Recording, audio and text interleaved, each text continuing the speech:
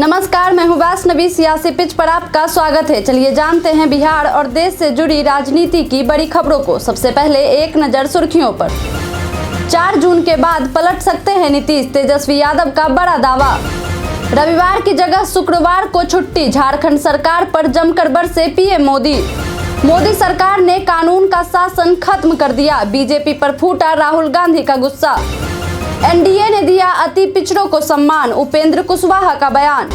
गृह जिला नालंदा में नीतीश ने जनसभा को किया संबोधित, कहा 10 लाख लोगों को मिलेगी नौकरी। अब खबरें विस्तार से। 4 जून के बाद पलट सकते हैं नीतीश, तेजस्वी यादव का बड़ा दावा। लोकसभा चुनाव के बीच तेजस्वी यादव ने बड़ा दावा किया है। तेजस्वी यादव ने कहा है कि 4 जून के बाद सीएम नीतीश पाला बदल सकते हैं। तेजस्वी यादव ने कहा है कि 4 जून के बाद सीएम नीतीश बड़ा फैसला लेंगे। ये फैसला वो पिछड़ों की राजनीति और अपनी पार्टी को बचाने के लिए लेंगे। वहीं पीएम मोदी के बयान कि 4 जून के बाद नया दौर आएगा, तो तेजस्वी यादव ने कहा कि सही कह रहे हैं, बीजेपी सफा चट हो जाएगी। 4 जून के बाद बदलाव होगा। यही नहीं, 4 जून के बाद हमारे चाचा सीएम नीतीश पिछड़ों की राजनीति और पार्टी को बचाने के लिए कोई भी निर्णय ले सकते हैं, कुछ भी कर सकते हैं। मीसा भारती के लिए चुनाव प्रचार करने निकले लालू यादव। लालू यादव मंगलवार को मीसा के लिए वोट मांगने निकले। उन्होंने इस दौरान लोकसभा चुनाव परिणाम को लेकर बड़ी भविष्यवाणी की है। लालू यादव ने बताया है कि 4 जून को देश में इंडिया गठबंधन बहुमत में आएगा, वहीं केंद्र में गठबंधन की सरकार बनेगी। पीएम मोदी पर हमला बोलते हुए उन्होंने कहा कि नरेंद्र मोदी का जाना तय है। लालू प्रसाद यादव सोमवार को दरभंगा स्थान पर रोड शो कर लोगों से मिले और अपनी बेटी को समर्थन देने के लिए अपील की। तेजस्वी के ट्वीट पर सियासत गर्म। तेजस्वी यादव पर पलटवार करते हुए जदयू के प्रवक्ता निखिल मंडल ने सोशल मीडिया प्लेटफॉर्म एक्स पर लिखा है कि बिहार का मिसयूज करने वाले परिवार के शहजादे भूल जाते हैं कि बार बार बिहार की जनता ने उन्हें, उनके परिवार को और उनकी पार्टी को रिजेक्ट किया है। निखिल ने आगे लिखा कि ताकत के बल पर लोगों की जमीन छीन लेने वालों को बिहार की महान जनता कभी एक्सेप्ट नहीं करेगी। लिख लीजिए, 4 जून को नतीजे आने के बाद डिजेक्टेड महसूस कर शहजादे अपने गुरु के साथ ईवीएम दोषी प्रोजेक्ट में लग जाएंगे। बता दें कि अपने ट्वीट में तेजस्वी ने लिखा था कि वोटर जान चुके हैं कि Modi ji first time voter को लोक लुभावन झूठे वादे कर वोट के लिए अम्यूज करते हैं। उससे भी बात ना बने तो आडंबर रच उन्हें कंफ्यूज कर यूज करते हैं, फिर जीतने के बाद शासन का मिस यूज करते हैं। और यदि छात्र, नौजवान रोजगार, नौकरी, भर्ती मांगे तो उनका हक अधिकार देने से साफ रिफ्यूज कर पुलिस की लाठी से उनकी मांग को डिफ्यूज करते हैं। फाइनल वोट से पहले रात भर वाराणसी में रुकेंगे पीएम मोदी। आखिरी चरण के चुनाव से पहले आज रात प्रधानमंत्री नरेंद्र मोदी बनारस में रुककर वहां की चुनावी तैयारियों की समीक्षा करेंगे। बता दें कि वाराणसी लोकसभा सीट पर 7वें चरण के तहत 1 जून 2024 को मतदान होना है। इस सीट पर बीजेपी की तरफ से पीएम नरेंद्र मोदी मैदान में हैं, तो वहीं दूसरी तरफ इंडिया गठबंधन की तरफ से कांग्रेस के अजय राय यहां से ताल ठोक रहे हैं। रविवार की जगह शुक्रवार को छुट्टी, झारखंड सरकार पर जमकर बरसे पीएम मोदी। पीएम मोदी ने झारखंड के दुमका में चुनावी रैली के दौरान जेएमएम पर हमला करते हुए कहा, मुझे मेरे एक साथी बता रहे थे कि लव जिहाद शब्द पहली बार झारखंड में आया। हमारे देश में रविवार को छुट्टी होती है। जब अंग्रेज यहाँ राज करते थे तो ईसाई समाज छुट्टी रविवार को मनाता है। ये परंपरा तब से शुरू हुई। रविवार हिंदुओं से जुड़ा नहीं है, ईसाई समाज से जुड़ा है। 200-300 साल से यह चल रहा है। अब इन्होंने एक जिले में रविवार की छुट्टी पर ताले लगवा दिए और बोले कि शुक्रवार को छुट्टी होगी। अब ईसाइयों से भी झगड़ा, ये क्या चल रहा है। पीएम मोदी ने दुमका में दावा किया कि कांग्रेस गरीबों के नाम पर पैसे लूटती है, लेकिन मोदी ने ये सब बंद कर दिया। प्रशांत कनौजिया ने थामा कांग्रेस का हाथ। लोकसभा चुनाव प्रचार के बीच अप्रैल में आरएलडी से इस्तीफा देने वाले युवा दलित नेता प्रशांत कनौजिया मंगलवार को कांग्रेस में शामिल हो गए। प्रशांत कनौजिया ने आरएलडी से इस्तीफा देते वक्त कहा था कि वो किसानों, दलितों और अल्पसंख्यकों के साथ गद्दारी नहीं कर सकते, 700 किसानों की शहादत को नहीं भूल सकते, न ही अब वो भारतीय जनता पार्टी का साथ दे सकते हैं। इस्तीफा देने के समय उन्होंने रालोद अध्यक्ष जयंत चौधरी की तारीफ करते हुए कहा कि उन्होंने कम उम्र में मुझे अनुसूचित जाति और जनजाति अध्यक्ष पद की जिम्मेदारी दी थी, जिसे वो याद रखेंगे। खरबपतियों को खुश करने बनाई नीतियां, प्रियंका गांधी ने पीएम मोदी पर साधा निशाना। आखिरी चरण के चुनाव प्रचार के लिए अखिल भारतीय कांग्रेस कमेटी की महासचिव प्रियंका गांधी ने कांगड़ा संसदीय क्षेत्र से कांग्रेस प्रत्याशी आनंद शर्मा के पक्ष में प्रचार किया। इस दौरान उन्होंने प्रधानमंत्री नरेंद्र मोदी पर जमकर निशाना साधा। प्रियंका गांधी ने कहा कि पिछले 10 साल में मोदी सरकार ने केवल अपने खरबपति मित्रों को खुश करने की नीतियां बनाई। कर्मचारियों को पुरानी पेंशन देने के लिए केंद्र सरकार के पास पैसे नहीं हैं, जबकि उन्होंने उद्योगपतियों को 16 लाख करोड़ रुपए का कर्ज माफ किया और देश के संसाधन उनको सौंपे जा रहे हैं। उन्होंने आगे कहा कि हिमाचल प्रदेश में आई आपदा के दौरान प्रधानमंत्री ने हिमाचल प्रदेश की मदद नहीं की थी। तेजस्वी को जेल भेजने वाले बयान पर रोहिणी का पीएम पर तंज। बिहार के नेता प्रतिपक्ष तेजस्वी यादव को जेल भेजने वाले पीएम मोदी के बयान पर विपक्ष चौतरफा हमलावर है। अब आरजेडी उम्मीदवार और लालू यादव की बेटी रोहिणी आचार्य ने भी मंगलवार को प्रधानमंत्री पर जोरदार हमला बोला है। उन्होंने पत्रकारों के सवालों का जवाब देते हुए कहा कि भेजे जेल से हम लोग नहीं डरते हैं। उन्होंने पीएम मोदी पर कटाक्ष करते हुए कहा कि क्या तेजस्वी यादव को जेल भेजकर वो खुद पाकिस्तान बिरयानी खाने जाएंगे। आखिरी चरण से पहले इंडिया अलायंस में फूट, पंजाब की आप सरकार पर बरसे खड़गे।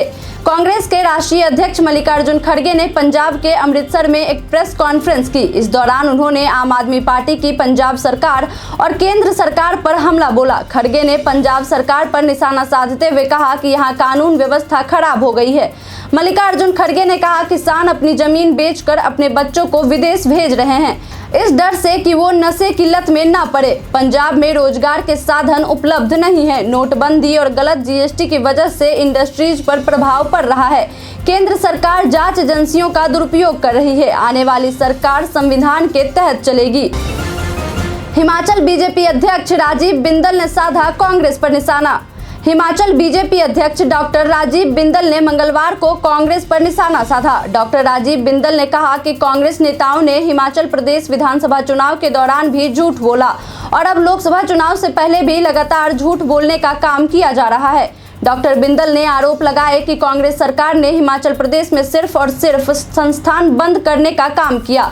डॉक्टरों का एनपीए बंद किया गया, युवाओं को रोजगार देने वाला आयोग बंद किया गया और प्रदेश का खजाना खाली किया जाता रहा। उन्होंने कहा कि आज प्रदेश में सड़क खस्ता हाल में है। जनता पूछ रही है कि सत्ता में आने से पहले जो बड़े बड़े वादे किए थे आखिर उनका क्या हुआ। 24 सालों से गालियां खा खाकर गाली प्रूफ बन गया, विपक्ष पर पीएम मोदी का बड़ा हमला। 7वें चरण के चुनाव से पहले नरेंद्र मोदी ने विपक्ष पर निशाना साधते हुए कहा कि विपक्ष उन्हें पिछले 24 सालों से गालियां दे रहे हैं। समाचार एजेंसी एएनआई को दिए इंटरव्यू में पीएम मोदी ने कहा कि पिछले 24 साल से गालियां खा खाकर गाली प्रूफ बन गया हूं। मौत का सौदागर और गंदी नाली का कीड़ा किसने कहा था। पीएम मोदी ने आगे कहा, संसद में हमारे एक साथी ने हिसाब लगाया था, 101 गालियां गिनाई थी। तो चाहे चुनाव हो या ना हो, ये लोग मानते हैं कि गालियां देने का हक उनका ही है और वे इतने हताश निराश हो गए हैं कि गालियां देना, अपशब्द बोलना उनका स्वभाव बन गया है। मोदी सरकार ने कानून का शासन खत्म कर दिया, बीजेपी पर फूटा राहुल गांधी का गुस्सा। मध्य प्रदेश के सागर में मारे गए वंचित युवक की बहन की मौत को लेकर भाजपा पर निशाना साधते हुए कांग्रेस नेता राहुल गांधी ने मंगलवार को आरोप लगाया कि प्रधानमंत्री नरेंद्र मोदी ने कानून का राज खत्म कर दिया है। कहा कि हम एक ऐसी व्यवस्था बनाएंगे जहां सबसे कमजोर व्यक्ति भी जुल्म के खिलाफ मजबूती से आवाज उठा सकेगा। बता दें कि महिला जिसने पिछले अगस्त में यह दावा करते हुए मामला दर्ज कराया था कि उसके भाई एक वंचित को उत्पीड़न के मामले में समझौता करने के लिए दबाव डालने वाले कुछ लोगों ने पीट कर मार डाला था। सुप्रीम कोर्ट से अरविंद केजरीवाल को लगा बड़ा झटका। दिल्ली के मुख्यमंत्री अरविंद केजरीवाल को सुप्रीम कोर्ट से झटका लगा है। दिल्ली शराब नीति घोटाले में जमानत पर बाहर चल रहे दिल्ली सीएम अरविंद केजरीवाल की 7 दिन के लिए जमानत अवधि बढ़वाने की याचिका पर जल्द सुनवाई से सुप्रीम कोर्ट ने इनकार कर दिया है। सुप्रीम कोर्ट ने सवाल किया कि जब पिछले हफ्ते बेंच के एक सदस्य justice Dipankar Datta vacation bench में थे तब आपने ये क्यों नहीं मेंशन किया। इस मामले को आगे के निर्देशों के लिए भारत के चीफ जस्टिस डीवाई चंद्रचूड़ के पास भेज दिया गया है। बेंच ने कहा कि केजरीवाल की गिरफ्तारी को चुनौती देने वाला मामला पहले ही सुना जा चुका है और पहले से ही एक अलग बेंच द्वारा आदेश को रिजर्व रखा गया है। विपक्षी गठबंधन पर बीजेपी सांसद मनोज तिवारी का प्रहार। लोकसभा चुनाव के आखिरी चरण के मतदान से पहले बीजेपी सांसद मनोज तिवारी ने बड़ा बयान दिया है। उन्होंने कहा है कि 4 जून के बाद इंडी गठबंधन में खूब लठ बजने वाले हैं। उन्होंने कहा कि इंडी गठबंधन के लोग अवसरवादी हैं और चुनाव के बाद गठबंधन टूट जाएगा। सब उछल के इधर उधर भाग रहे हैं। मनोज तिवारी ने कहा कि 2024 के चुनाव के बाद राहुल गांधी जी अगले 24 साल तक कुछ भी सोचने के लायक नहीं रहेंगे। मनोज तिवारी ने अमित शाह की तारीफ करते हुए कहा कि वह जो भी कहते हैं वो सोच समझ कर कहते हैं। वह मल्लिकार्जुन खड़गे की तरह नहीं है। एनडीए ने दिया अति पिछड़ों को सम्मान, उपेंद्र कुशवाहा का बयान। काराकाट संसदीय क्षेत्र के नवीन नगर विधानसभा के टेंगरा ग्राम में एनडीए प्रत्याशी उपेंद्र कुशवाहा ने मंगलवार को अति पिछड़ा समुदाय के लोगों के साथ बैठक किया। साथ ही उपेंद्र कुशवाहा ने लोगों से अपने पक्ष में वोट डालने की अपील की। उन्होंने लोगों को 2005 के पहले का दशा और दिशा दोनों को याद कराया। उपेंद्र कुशवाहा ने कहा कि जब बिहार के मुख्यमंत्री नीतीश कुमार बने उसके बाद लोगों को अधिकार मिला। आज भी एनडीए की सरकार ने अति पिछड़ा को मान सम्मान देने का काम किया है। उन्होंने कहा कि केंद्र की मोदी सरकार ने देश के विकास को नया आयाम दिया है। जीतन राम मांझी का तेजस्वी को तंज। बिहार के पूर्व मुख्यमंत्री जीतन राम मांझी ने तेजस्वी यादव को उन्हीं के स्टाइल में जवाब देते हुए तंज कसा है। मांझी ने मंगलवार को एक्स पर पोस्ट किया। साथ ही सोशल मीडिया एक्स पर लिखा कि 4 जून को इंडी वालों के आंसू गिरेंगे। ने मंगलवार को एक्स पर पोस्ट किया। जीतन राम मांझी ने सोशल मीडिया एक्स पर लिखा कि 4 जून को इंडी वालों के आंसू गिरेंगे। ईवीएम पर आरोप लगेगा और कईयों को मिर्गी आएगी। वाराणसी में युवा चेतना द्वारा बदलता भारत विषय पर व्याख्यान आयोजित। वाराणसी के केदार घाट में युवा चेतना के द्वारा बदलता भारत विषय पर व्याख्यान का आयोजन किया गया। कार्यक्रम में मुख्य अतिथि सिक्किम के राज्यपाल महामहिम लक्ष्मण आचार्य ने व्याख्यान को संबोधित करते हुए कहा कि काशी उत्तर प्रदेश और देश कृतज्ञ है नेतृत्व का जिन्होंने प्रगति का मार्ग प्रशस्त किया। लक्ष्मण आचार्य ने कहा कि देश की तस्वीर बदली है, देश आगे बढ़ा है। वहीं स्वामी अभिषेक ब्रह्मचारी ने कहा कि देश प्रधानमंत्री नरेंद्र मोदी का ऋणी रहेगा। उन्होंने कहा कि वाराणसी की प्रतिष्ठा मोदी ने बढ़ाया है। तो वहीं युवा चेतना के राष्ट्रीय संयोजक रोहित कुमार सिंह ने कहा कि 2014 के बाद भारत सशक्त हुआ है। रोहित ने कहा कि धारा 370, अयोध्या में भव्य राम मंदिर, नारी वंदन अधिनियम, 65% युवा वर्ग का विकास जैसे असंख्य काम प्रधानमंत्री नरेंद्र मोदी ने किया है। अवर निर्वाचन पदाधिकारी की मधुपुर में हुई बैठक। रांची से आए अवर निर्वाचन पदाधिकारी सुनील कुमार सिंह ने मधुपुर नगर परिषद सभागार में बीएलओ सुपरवाइजर के साथ समीक्षा बैठक की। 100% मतदाता सूचना पर्ची वितरण को लेकर उन्होंने कहा कि इससे मतदाताओं को सहज रूप से मतदान केंद्र आने के लिए जानकारी मिलती है। इसके लिए मतदाता सूचना पर्ची का 100% वितरण होना जरूरी है ताकि वो अपना वोट समय पर आकर अपने मतदान केंद्र पर दे सकें। वहीं इसका सत्यापन जिले में किए गए मतदाता सूचना पर्ची के वितरण संबंधी कार्यों की जांच और सत्यापन करने के लिए अधिकारी तैनात किए गए हैं। गृह जिला नालंदा में नीतीश ने जनसभा को किया संबोधित। कहा 10 लाख लोगों को मिलेगी नौकरी। 2 दिनों से लगातार मुख्यमंत्री अपने गृह जिला नालंदा में जनसभा और रोड शो कर लोगों को गोलबंद करने में जुटे हुए हैं। मुख्यमंत्री नीतीश कुमार ने मंगलवार को अस्थावा विधानसभा क्षेत्र के बेनार और सरमेरा में जनसभा को संबोधित करते हुए एनडीए समर्थित उम्मीदवार कैसलेंद्र कुमार को जिताने की अपील की। सभा को संबोधित करते हुए मुख्यमंत्री ने सरकार की उपलब्धियों को जमकर गिनवाया। कहा कि हम तो सिर्फ आपसे मिलने चले आए हैं ताकि शिकायत ना रहे। हमने महिलाओं को हर क्षेत्र में आगे बढ़ाने का काम किया है। हमारी सरकार ने बेरोजगारों को नौकरी दी, मगर इसका श्रेय कोई और लेना चाह रहा है। इस दौरान उन्होंने दावा किया कि अगले साल के चुनाव से पहले तक 10 लाख लोगों को नौकरी मिलेगी। 18 महीने में चिट फंड की पाई वापस कराएगी बीजेपी। शाह ने ओडिशा की जनता से किया वादा। लोकसभा चुनाव के 7वें चरण से पहले केंद्रीय गृह मंत्री अमित शाह ने मंगलवार को उड़ीसा के दौरे पर पहुंचे। उन्होंने जाजपुर लोकसभा सीट पर प्रचार के दौरान ओडिशा के सीएम नवीन पटनायक पर निशाना साधते हुए कहा कि मैं आज ओडिशा की जनता से वादा कर रहा हूं कि 18 महीने में बीजेपी आपके चिट फंड की पाई वापस कराएगी। ये मोदी की गारंटी है। जनसभा को संबोधित करते हुए गृह मंत्री अमित शाह ने कहा कि सभी किसानों का धान 3100 रुपए प्रति क्विंटल खरीदा जाएगा। माताओं बहनों को सुभद्रा योजना के तहत 2 साल में 50,000 रुपए का वाउचर दिया जाएगा।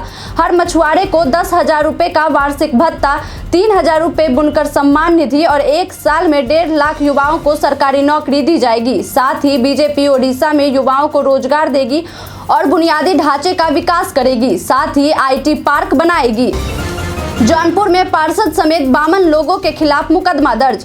यूपी के जौनपुर में प्रशासन ने पार्षद समेत 52 लोगों पर मुकदमा दर्ज किया है। दरअसल 25 मई को जौनपुर और मछली शहर लोकसभा चुनाव के लिए हुए मतदान के बाद सपा कार्यकर्ताओं ने EVM ले जा रही गाड़ी को रोक लिया था और हंगामा किया था। पुलिस के मुताबिक सरकारी काम में बाधा पहुंचाने के लिए यह कार्रवाई की गई है। अब बढ़ते हैं आज के सवाल की ओर। आज का सवाल है, आपके अनुसार काराकाट लोकसभा सीट पर किसका पलड़ा भारी है? आप अपना जवाब हमें हमारे कमेंट सेक्शन में लिखकर जरूर बताएं। आज के लिए इतना ही, धन्यवाद।